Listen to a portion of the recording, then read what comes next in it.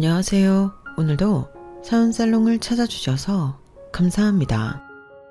동서, 그리고 순이 할매, 난 다음번에 어머님 제사에 참석 못하니까 알아서들 해요. 형님, 작년 제사에도 안 오셨잖아요. 어머님 제사에 매번 빠지시면 어떡해요? 그리고 아버님과 함께 사신 지 3년이나 되는 새 시어머니께 순이 할매라뇨. 옆에서 듣기 안 좋네요. 옳지, 둘째 며느리가 맞는 말 했다. 큰며느리야, 네가 아무리 날 정식 시어머니로 인정 안 한다 해도 호칭이 매번 순이 할매가 뭐냐? 대학까지 나왔다고 맨날 차랑질해대면서 못 배워먹은 사람처럼 그게 뭐냐?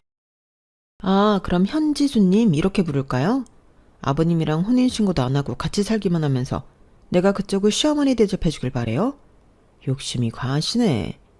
순이 할매 생일이라고 가족들 다 모여준 것만 해도 감지덕지인 줄 알아야지 원.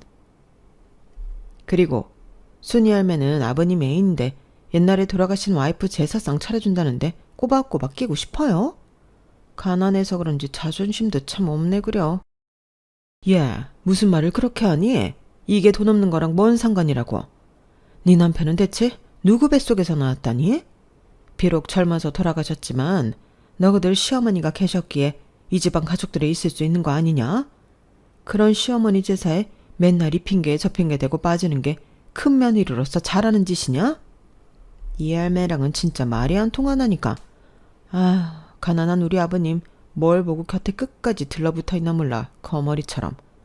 암튼 동서, 난 그날 애들 운동회 따라갔다가 아마 몸이 많이 피곤할 예정이니까 제사 참석 못해. 그렇게 알아둬.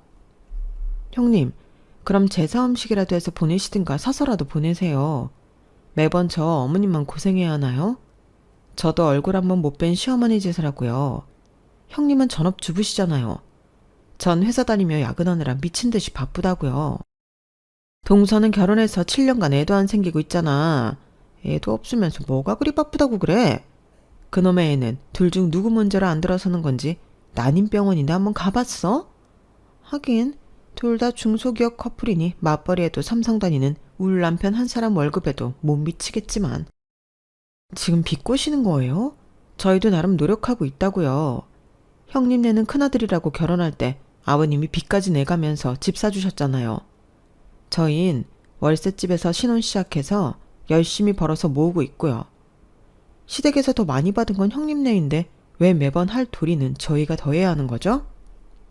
둘째 며느리 말이 100번 맞다. 그리고 큰애 너는 같은 여자로서 둘째네 애 안 생기는 걸 그렇게 쉽게 입 밖으로 꺼내니? 대체 공감 능력이 있는 거니 없는 거니? 다음번에 제사 참석 안 해도 좋으니 돈 봉투라도 보내라 그럼. 막말만 해대는 큰애 부부는 차라리 안 오는 게 낫겠다. 제가 무슨 돈이 있다고 돈 봉투씩이나 보내요? 저희 아이들 교육시키느라 돈 많이 나가서 이런 쓸데없는 짓 하는데 쓸 돈은 없어요. 제사는 지내시든지 마시든지 마음대로들 하시라고요. 산 사람이 살아야지. 죽은 사람 아무리 제사 지내준들 쌀 한 툴이 떨어지나. 시댁 형님은 이렇게 아무 말이나 마구 쏟아내며 늘 불평불만만 하느라 저와 새 시어머니 형님 이렇게 여자 셋이 시댁 부엌에 모이면 늘 말다툼이 일어나곤 합니다.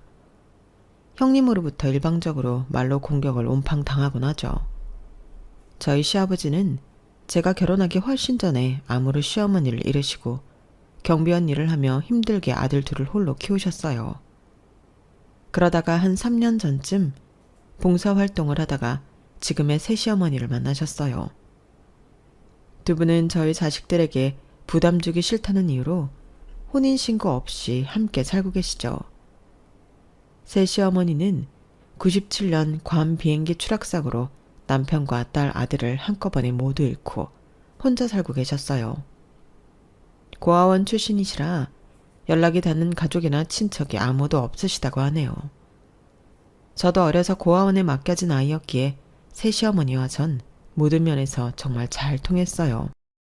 저는 새 시어머니를 진짜 시어머니, 아니 마치 친엄마처럼 여기며 잘 지내고 있어요. 이 글에서도 앞으로 그냥 시어머니라고 표현할게요. 전 미혼모의 자식이었다고 해요. 태어난 지 100일도 안 되어 한겨울 편지와 함께 고아원 앞에 버려졌다고 하네요. 밤새 죽지 않은 게 용할 정도로 매서운 추위가 있던 날이었는데 어떻게 그 겨울에 갓난아기를 땅바닥에 놓고 가버릴 수 있는지 제 친부모도 참 독하네요. 하여튼 고아원에서 친구들과 즐겁게 지냈어요. 성인이 되어 고아원에서 나가야 했고 대학 등록금이 무서워 고졸로 중소기업 경리 자리에 취직하게 되었어요. 성장 과정에서 나름 똘똘했던 절 좋게 봐주신 고아원 원장님께서 일자리를 알아봐 주셨거든요. 지금 생각해도 너무 감사하네요. 첫 일자리였던 자그마한 그 회사에서 지금의 남편을 만났어요. 지방 사립대이긴 하지만 4년제 컴퓨터공학과를 나온 남편이 너무 멋지고 능력있게 보였어요. 같이 밥 먹으며 대화해보니 혼자 계신 아버지를 생각하는 마음 씀씀이도 참 예뻐 보였죠. 남편 중학생 때 돌아가신 시어머니에 대한 남편의 그리움이 신기하게 느껴지기도 했죠. 전 엄마라는 존재가 어떤 건지도 잘 몰랐고 그저 부모에 대한 큰 원망만 있을 뿐이었으니까요. 나중에 아이를 낳아보니 아기에겐 엄마라는 존재가 세상의 전부일 수 있겠구나 라는 생각이 들더라고요. 서로 대화를 많이 나누며 착하고 고운 남편의 마음에 푹 빠졌고 눈 떠보니 전 어느새 웨딩드레스를 입고 서 있더라고요. 남편의 고역스러운 형네 부부에 대한 얘기는 거의 듣지 못한 채 상견례 자리에서 시아버지만 뵙고 결혼을 진행했어요. 나중에 알고 보니 형님 부부는 저희 신혼집으로 반전세를 얻어준 게 질투나서 상견례에도 안 나왔다네요. 어이없는 게 시아버지가 형님 부부는 결혼할 때 24평 아파트까지 마련해줬거든요. 시아버지가 대출까지 받아서 말이죠. 그런데 저희 9천에 70만원짜리 투룸 반전세 보증금을 시아버지가 좀 보태준 게 그리도 질투났나 봐요. 형님 부부는 현재 외벌이에요. 아주버님이 삼성 다녀서 월급이 꽤 되거든요. 전문대 나오고 헤어 디자이너로 일하던 형님은 결혼하고 전업주부가 되었다네요. 다행히 아주버님, 형님과는 다르게 시아버지는 성품이 아주 좋으세요. 경비 일을 하시는데 서울 빈민가 출신이시라 아직도 판자촌 보면 옛날 생각난다며 쉬는 날이면 그쪽으로 봉사활동을 다니시죠. 쌈짓돈을 모아놨다가 판자촌 어르신들께 연탄이나 라면 등을 사다 나르십니다. 몇 년 전엔 아예 판자촌 봉사단체를 본인이 직접 모집하셔서 봉사일을 시작하셨죠. 그 단체에서 지금의 시어머니를 만나 마음이 맞으셨는지 3년간 함께 살고 계시고요. 두 분이 서로를 바라보는 눈빛, 따뜻한 말을 보면서 저희 부부는 우리도 늙으면 저렇게 서로 의지하며 살자고 다짐했어요. 이상적인 부부 같아요. 참 보기 좋더라고요. 3년 전 두 분이 살림을 합친다고 선언하셨을 때도 형님 부부는 온갖 막말을 일삼으며 찬물을 끼얹었어요. 평소에도 시아버지가 돈 없다며 무시하던 사람들이었으니 말 다 했죠.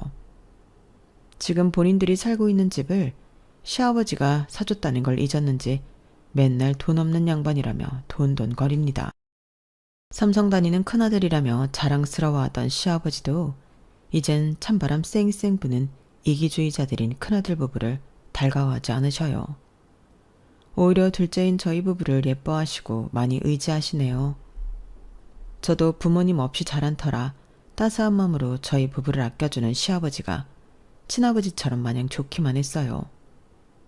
평생을 쎄빠지게 일해도 가난의 굴레에서 벗어나지 못하고 점점 처지는 시아버지 어깨가 안쓰럽게 느껴지기도 했고요. 그런 시아버지 옆에 3년 전부터 밝은 미소의 시어머니가 늘 함께 해주셔서 오히려 고마웠어요. 우리 부부는 두 분의 만남을 누구보다 응원해드렸죠. 어머님 하며 극진히 시어머니를 대우해드리니 시어머니도 저를 참 예뻐해 주셨어요. 가난해도 모든 게 만족스러웠던 결혼 생활이었지만 저희 부부는 결혼한 지 7년이 되어도 아기가 생기지 않아 고민이 많았어요. 물론 제가 25살에 결혼해서 아직 늦은 나이는 아니니 크게 조급하진 않았지만 오히려 주변에서 난리들이었죠. 특히 형님의 비수 같은 말이 심장을 찌르곤 했어요. 동서 자궁이 문제인 거야? 아님 도련님 정자 운동성이 문제인 거야? 난임병원 가서 검사는 해봤어? 어머, 형님이 뭘 그렇게 구체적으로 따져 물으세요. 그런 건 저희 부부가 알아서 할 테니 신경 끄세요. 뭘 또 전화까지 해서 무슨 막말을 풀어부으시려고요. 내가 언제 막말을 했다고 그래. 뭐 눈에 뭐만 보인다고 대학도 못 나오고 고졸 교육만 받아서 쌍스러운 말만 귀에 들어오나 보지? 이것 보세요. 늘 형님은 이렇게 안 좋은 말만 쏟아내시잖아요. 입에서 막말이 나오려고 해도 머리 필터에서 한번 걸러야 하는 거 아니에요? 뭐? 누가 누구 머리로 눈해? 애미애비도 없고 대학도 못 나온 주제에 손이 형님이 걱정해주면 그런가 보다 해야지. 따지긴 뭘 그리 따져. 부모한테 버려지고 고아원에서 어렵게 자라서 대학 갈 형편 안 된 게 어디 내 탓이에요? 형님은 얼마나 온실 속에 화초를 자랐는지는 모르지만 그럼 서울 4년제라도 갔어야 하는 거 아닌가요? 지방 전문대 출신으로 알고 있는데 그 좋은 조건에 왜 전문대밖에 못 갔나요? 벌이가 안 좋았나? 뭐야? 야! 너 동서라고 지금껏 조언해주고 걱정했더니 은혜를 원수로 갚아? 그 조언 반사네요. 조언한답시고 나한테 막말로 상처 준 것만 헤아려도 1톤 트럭이라고요. 다 집어치우고 이번 명절에 음식 어떻게 할 건지 정하기나 해요. 뭘 어떻게 해? 난 아이가 둘이나 있는 애기 엄마고 동서는 프리한 자유인 아니야? 그럼 누가 더 시간 내서 음식을 장만해야겠어. 딱 답이 나오지? 전 직장 다니잖아요. 그리고 요즘 시험관 시술하느라 전처럼 명절 일 많이는 못해요. 형님은 또 저랑 어머님께 다 떠넘기고 와서 음식 먹기만 하실 작정이에요? 그럴 거면 돈이라도 두둑히 내시던가요. 맨날 아주버님 억대 연봉이라고 자랑하시잖아요. 그게 뭘 자랑이야. 가족들한테 사실을 얘기하는 것 뿐인데 억대 연봉이라도 우리는 애들 교육비에 월 500 이상 들어가기 때문에 돈 없어. 그리고 나 필라테스에 수영에 골프 연습장까지 다니느라 바쁘니까 명절 준비는 동서가 해. 한 5만 원 던져줄게. 그럼 됐지? 순이 할매랑 둘이 잘해봐. 시어머니한테 순이 할매가 뭐예요? 교양 없이. 다 같이 있을 때 옆에서 들을 때마다 제 얼굴이 다 빨개져요. 어머님이 혼인신고는 안 하셨어도 아버님과 사실혼 관계로 3년이나 사셨으면 시어머니 대접해드리는 게 당연한 거 아닌가요? 정식으로 시어머니 대접 받고 싶으면 지갑을 오픈하고 자식들에게 좀 베풀든가. 아버님이랑 똑같이 돈 없는 늙은이 같던데 대우만 시어머니로 해달라는 건가? 당최 난 그 할매 맘에 안 들어. 시어머니 대우는 동서 혼자 하든가. 진짜 너무하시네요, 형님. 매번 그렇게 미꾸라지 마냥 빠져나가시려 하나요? 시집 올 때 집을 낼름 받았으면 끝값이라도 하셔야죠. 심지어 아버님이 그 집 형님이랑 아주머니 공동명의로 해주셨다면서요. 아버님이 삼성에 다니는 큰아들이라고 결혼 초반에 얼마나 예뻐하셨는데 사람이 그러면 못 써요. 아니 동서, 어디 손이 형님을 가르치려 들어. 그렇게 심보가 고약스러우니 애가 안 생기지. 아기 천사가 왔다가 도망가겠어? 뭐라고요? 아니 형님, 왜 애기 얘기를 여기에 갖다 붙여요? 같은 여자로서 너무한 거 아니에요? 돌아오는 명절에도 형님은 갖은 핑계를 대며 일 못한다고 빠져나갔네요. 전 분한 마음을 꾹 참고 회사 일을 마치고 난임병원으로 급히 달려가서 시험관 시술을 했죠. 제발 이번엔 성공해라. 절실한 마음으로 시술을 받고 집에 와서 침대에 살포시 누웠습니다. 그런데 새벽이 되자 점점 제 배가 아파오기 시작했어요. 얼른 옆에서 자던 남편을 깨웠어요. 여보, 배가 이상해. 너무 아프면서 배가 볼록해지는 것 같기도 하고. 뭐? 얼른 병원에 가보자. 119에 연락할게. 응급실로 가서 검사를 해보니 복수가 차오르는 거였어요. 이번 시험관 시술도 실패였죠. 남편은 제 건강과 기분을 첫 번째로 걱정해 주었어요. 시험관 시술이 실패할 때마다 엄청나게 실망하며 우울해하던 걸 알았을 테니까요. 자기야, 난 평생 자기만 있으면 돼. 아기 없어도 전혀 문제 없어. 오히려 아기 있으면 애한테만 집중하게 돼서 부부 사이가 멀어진다더라. 난 그렇게까지 하면서 아이 낳고 싶지 않아. 조만간 강아지 한 마리 입양해서 키워보자. 내 자식이라고 생각하고 말이야. 뭔 소리야. 강아지도 3명인데 신중히 입양해야지. 그리고 난 아직 32살밖에 안 됐으니 난임 치료에 더 박차를 가해서 아기 꼭 낳을 거야. 자기 정자에도 문제 없다니까 곧 아기 다시 생길 거야. 시험관 시술도 계속 할 거고. 자기 몸이 너무 축나는 것 같아서 걱정돼서 하는 말이야. 그럼 내 월급이 많진 않지만 우리가 사치 부리는 가정은 아니니 시술하는 동안 자기 회사 그만두고 집에서 쉬도록 하자. 우리 월세 내고 나면 남는 금액도 없이 빠듯한데 애 없을 때 바짝 벌어야지 무슨 소리야. 최대한 회사 다니면서 시술해볼 테니 내 걱정은 하지 마. 에휴, 미안해 자기야. 내가 한 500이라도 벌어오면 형수처럼 자기도 전업주부하며 푹 쉬게 할 수 있는데 나랑 같은 회사 다니면서 뭘 미안해. 나도 능력 없는 건 마찬가지인데 우리 합심해서 얼른 돈 모아서 전셋집으로라도 가야지. 언제까지 월세살이 할 거야. 여튼 이번 명절에 자기 시댁에 못 간다고 얘기해 놓을게. 형수한테도 전화해 볼게. 아이고 여보, 자기가 형수랑 말이 통할 것 같아? 같은 여자끼리도 말 안 통하는 사람인데 차라리 아주버님한테 전화해서 말해보든가 해. 그래 알았어. 부부는 일심동체라고 했던가요? 아주버님과 남편의 통화를 옆에서 들으니 아주 가관이었어요. 뭐? 이번 명절에 재수씨 아예 못 온다고? 음식 준비도 못 한다고? 그럼 그 순이 할매랑 우리 와이프 둘이서 그 많은 음식을 다 하란 말이냐? 너 미쳐 돌았냐? 어디서 꾀박난 네 와이프 말만 듣고 형한테 전화를 해. 내가 그 말을 네 형수한테 그대로 전달하란 말이냐? 형, 꾀병이라니. 내가 지금 형한테 거짓말이라도 한다는 거야? 와이프가 시험관 시술 후에 복수가 차서 새벽에 급하게 응급실 갔다 왔다니까. 지금껏 형수는 맨날 미꾸라지 빠져나가듯 이 핑계 저 핑계 대면서 시댁 일 안 한 거 내가 모르는 줄 알아? 손윗 형수라고 내가 아무 말 안 했더니 동생 부부를 우습게 봐? 야, 니네 부부가 얼마나 아버지한테 알랑방구를 꼈으면 요즘에 아버지랑 순이 할매가 니네 편만 들고 예뻐하더라? 우리는 어차피 내놓은 자식이나 다름없으니 이번 명절에는 아예 안 갈란다. 내 와이프만 고생시킬 순 없지. 그리고 넌 애 하나 못 갖고 7년을 고생하냐?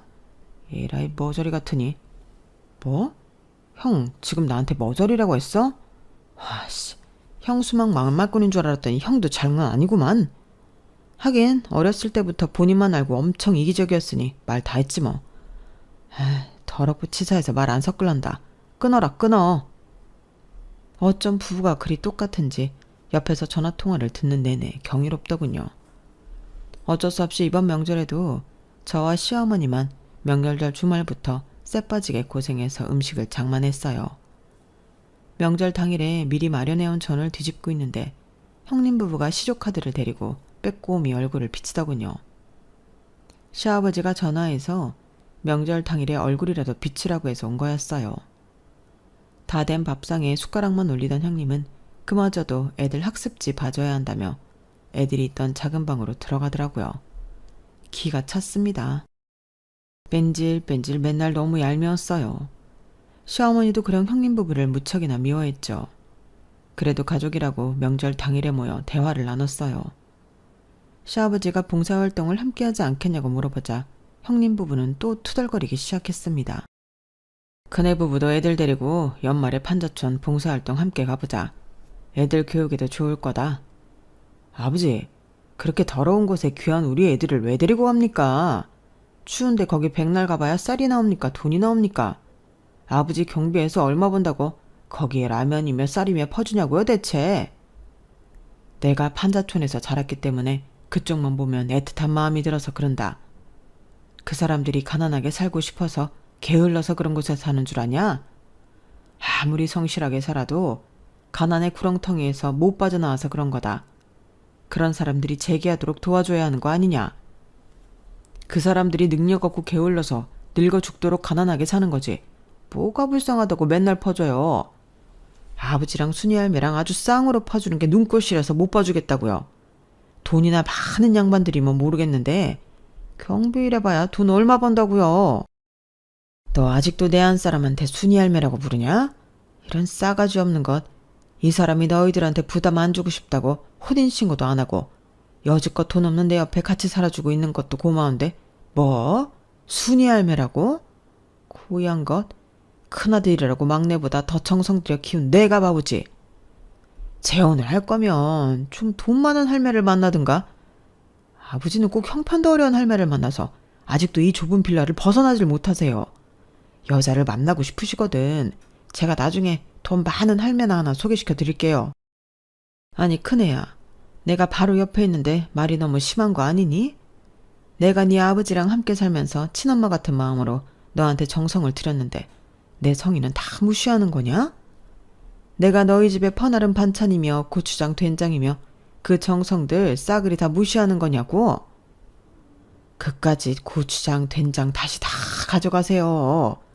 어차피 맛도 더럽게 없어서 한쪽 구석에 곰팡이 펴서 버릴 거니까. 아이, 이놈의 집구석은 돈도 없이 맨날 꾸리꾸리하니 재수가 없다니까. 여보, 가방 챙겨. 애들하고 그만 집에 가자고. 그래 이놈들아. 손주들 데리고 다 가버려라. 애비 앞에서 못하는 말이 없구나. 구이한 것들. 명절 모임에서 형님 부부는 그런 식으로 안 좋게 퇴장했네요. 제가 시집와서 항상 똑같은 패턴이었던 것 같아요.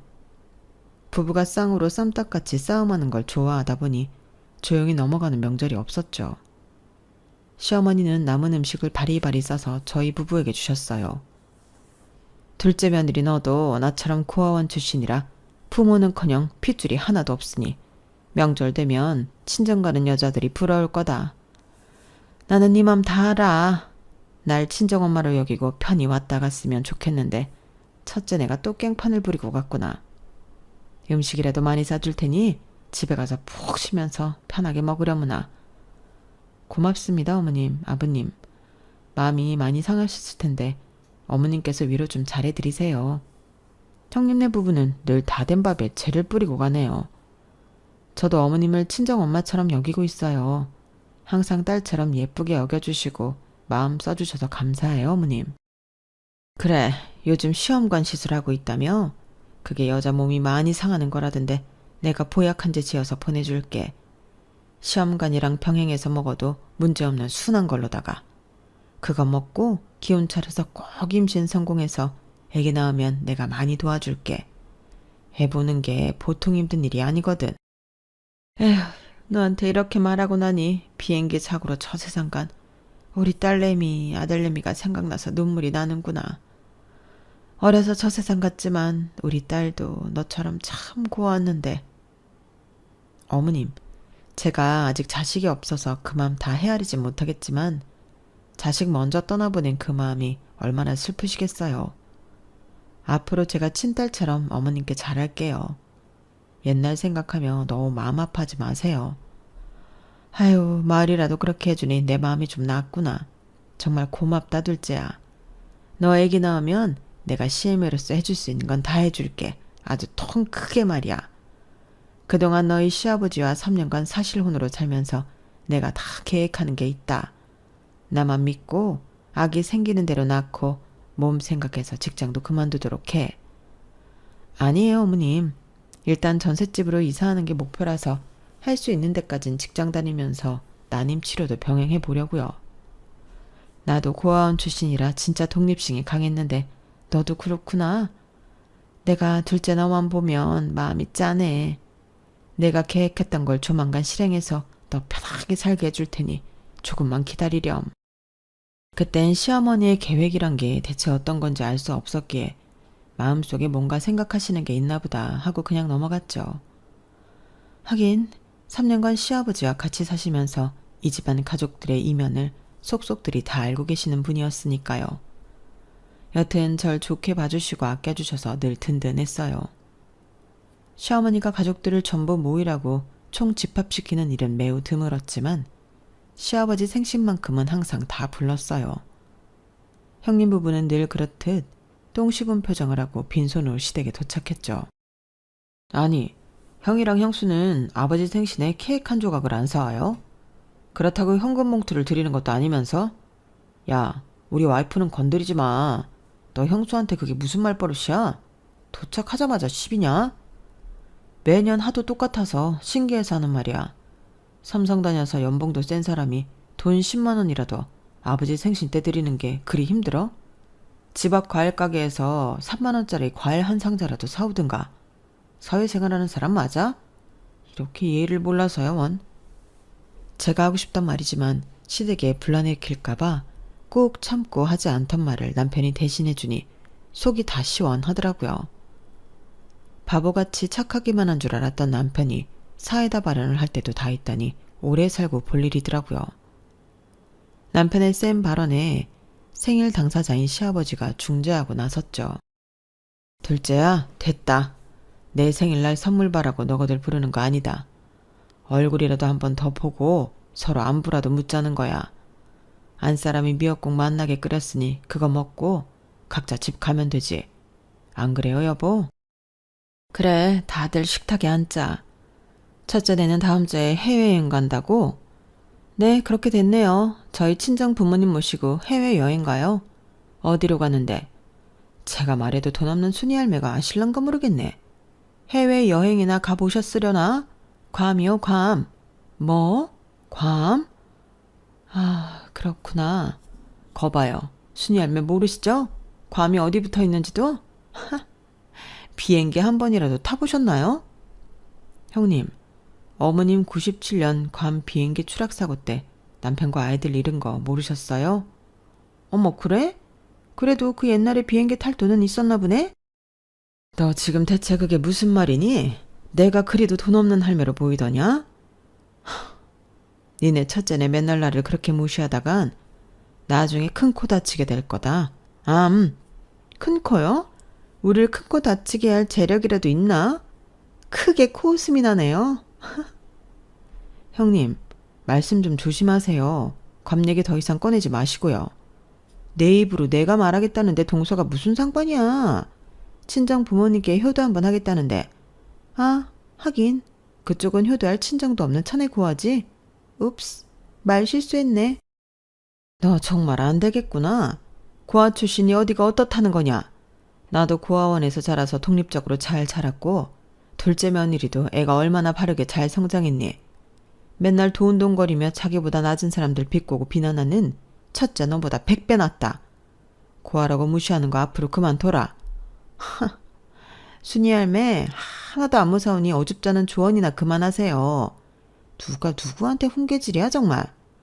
기분 나빠서 내가 여보 어서 밥이나 먹고 일어나자고요. 우리 말고 딴 사람들이 아버님 생신 축하해드리는데 우리까지 나설 필요 있나요 뭐? 그래 그러자고. 내 와이프를 조리돌림 하는데 기가 차서 진짜. 형님과의 껄끄러운 관계는 대체 언제까지 계속될지 형님 부부 생각만 하면 마음이 참 불편했죠. 그러던 어느 날 남편한테 다급한 전화가 걸려왔어요. 여보, 나 지금 여의도 성묘병원으로 운정해서 가는 중이야. 아버지가 뺑소니 차량에 치여 교통사고를 당하셨대. 다행히 생명엔 지장이 없는 것 같은데 다리뼈가 으스러졌다네. 얼른 가봐야 할 것 같아. 어머님께 전화 왔어. 어머님도 많이 당황하신 모양이냐. 형님네 부부한테 자기가 연락 좀 해줘. 뭐라고요? 어머머 어떡해. 웬 교통사고야. 어젯밤 꿈자리가 뒤숭숭 하더니 이런 말도 안 되는 일이. 그나마 생명에 지장 없으시다니 10년 감수했네요. 알겠어요. 얼른 가봐요. 형님한테 내가 지금 바로 전화해 볼 테니. 저는 놀란 가슴에 터져나오는 눈물을 대충 추스르고 바로 형님한테 전화를 걸었어요. 형님, 지금 아버님께서 교통사고를 당하셨대요. 지금 여의도 성묘병원 응급실에 계시다네요. 다행히 의식도 있으시고 생명에 지장이 없으신 것 같은데 다리뼈가 다 으스러졌대요. 아버님 어떡해요. 지금 당장 병원으로 와주세요. 어머님도 엄청 놀라신 모양이에요. 뭐? 조용히 좀 말해. 귀청 떨어지겠네 아주. 교양 없이 정말. 나 지금 모처럼 고급 스파에 왔는데 웬 교통사고야. 이거 타임이 정해져 있어서 3시간은 채워야 해. 좀 비싼 스파가 아니거든. 연예인도 많이 오고 말이야. 뭐라고요? 형님, 지금 아버님께서 교통사고 났다는데 스파가 웬 말이에요. 아이들도 다 커서 밥 알아서 다 챙겨 먹을 수 있잖아요. 얼른 아주버님께도 연락하셔서 같이 병원으로 와주세요. 그쪽 부부가 가고 순이 할매까지 있는데 굳이 우리까지 가야 해? 요즘 코로나 때문에 간병도 안 된다는데 왜 이렇게 호들갑이야. 생명에 지장도 없다며.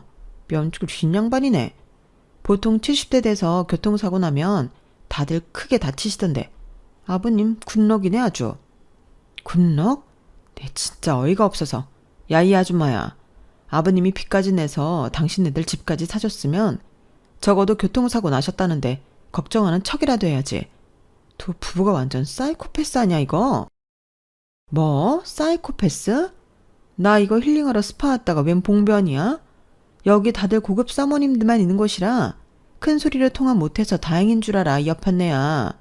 다음번에 만나면 내가 아주 머리채라도 잡을 줄 알라고. 암튼 병원은 당신들이나 가보든지 해. 바쁜 우리까지 오라가라 하지 말고. 형님과의 통화 때문에 갑자기 스트레스를 확 받아서인지 아랫배가 땡기면서 하혈을 좀 하더라고요. 시험관 시술을 잠시 중단한 지도 꽤 되었기 때문에 임신일 거라고 예상은 안 했지만 혹시나 하는 마음에 임신 테스트기를 해보았고 희미하게 두 줄이 나왔습니다. 이게 뭐지? 임신 테스트기가 맞나? 하고 다른 테스트기를 뜯어서 재차해보았어요. 이번엔 확실한 두 줄이 나오더군요. 어머나, 내가 임신을 했다고? 결혼 7년 만에 처음 겪어보는 일이라 기쁨보다는 덜컥 두려움이 앞섰어요. 아기가 중간에 유산이라도 되면 어떡하지?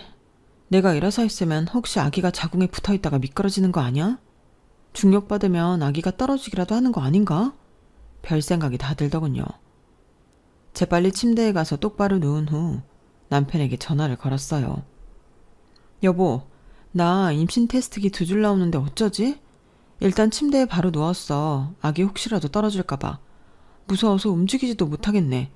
뭐? 정말? 자기 그럼 아무것도 하지 마.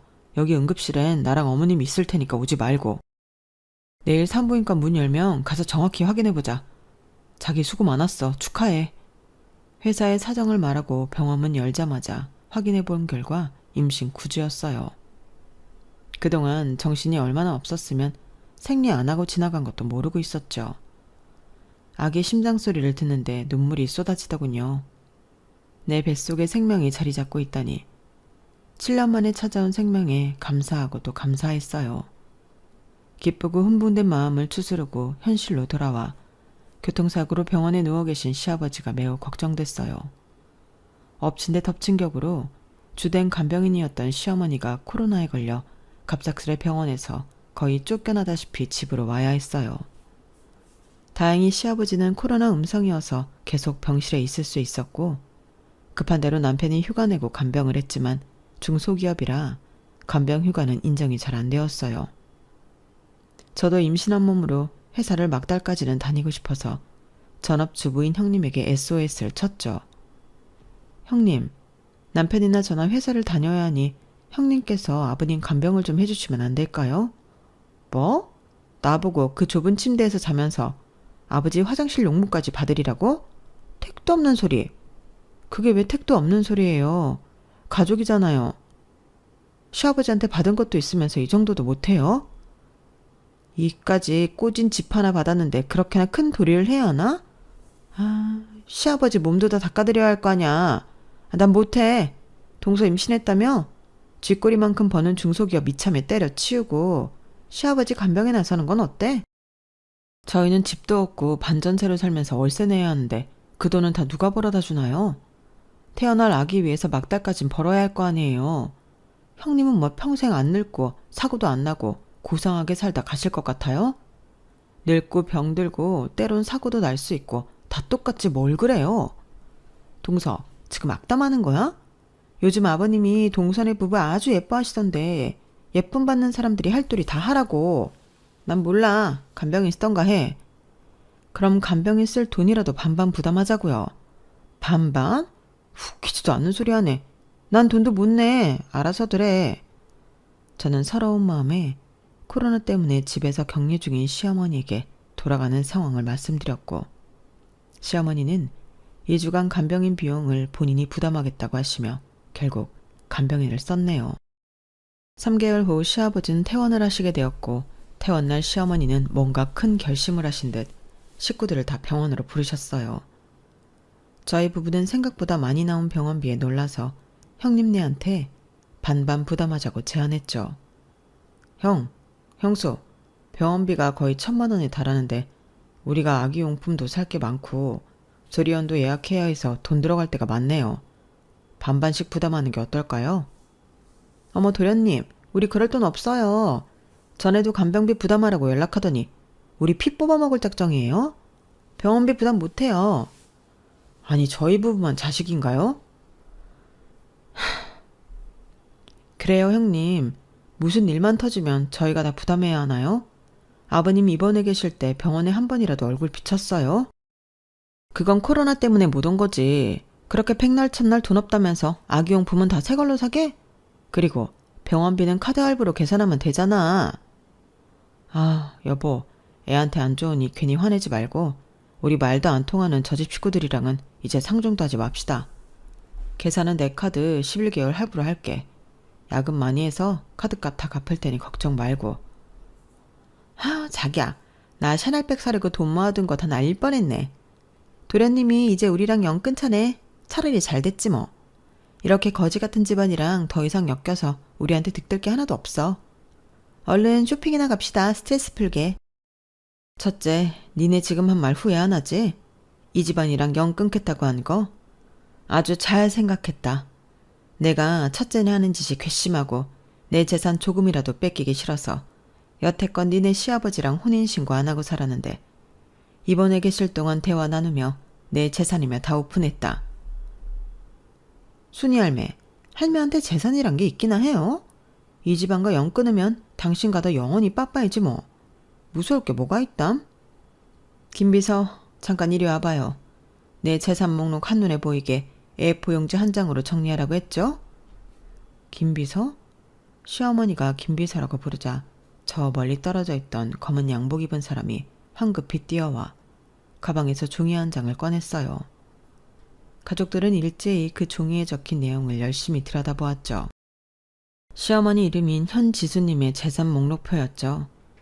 나인땡 한남 100평, 에테땡땡 청담 74평 분양권, 타워 땡리스 90평, 롯데 땡땡리엘 90평, 그 외 서울시내 대학가 원룸 30채, 용인 땅 1000평, 판교에 건물 한 채.